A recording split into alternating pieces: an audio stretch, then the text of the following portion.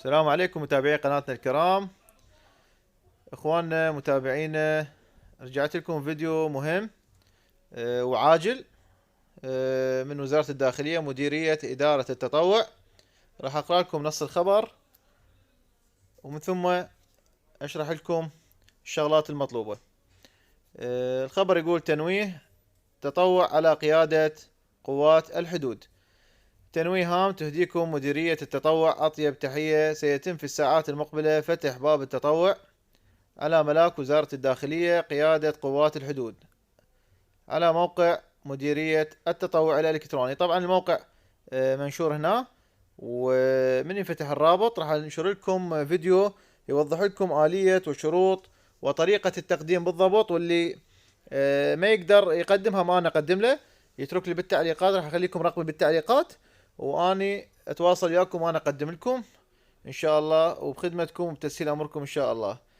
نكمل الخبر: وسيتم نشر تفاصيل كاملة في وقت لاحق، لذلك استوجب التنويه. متمنين لكم دوام الصحة والعافية. طبعا هو هذا نص الخبر، خبر عاجل. وردنا تو من مديرية إدارة التطوع. الرابط مثل ما قلت راح اخليكم اياه في صندوق الوصف، والفيديو راح يوصلكم اول ما ينفتح الرابط. راح يوصلكم فيديو توضيحي عن طريقة وآلية التقديم وشنو اللي يحتاج تحضرهن. طبعا هو مبدئيا البطاقة الوطنية تاخذها سكانر بالحاسبة وجه وظهر. اللي ما عنده بطاقة وطنية، جنسية أو جنسية وشهادة الجنسية أيضا تاخذها سكانر بالحاسبة. بطاقة السكن تاخذها سكانر. البطاقة التموينية إضافة إلى وثيقة التخرج. طبعا الوثيقة تكون حديثة، يفضل أنه تكون حديثة يعني.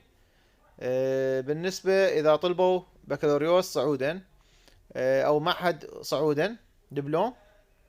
أما إذا طلبوا إعدادية نزولا فلازم تحضر وثيقة من المدرسة بالدرجات، وأيضا تسحبها سكانر، يعني التقديم راح يكون إلكتروني.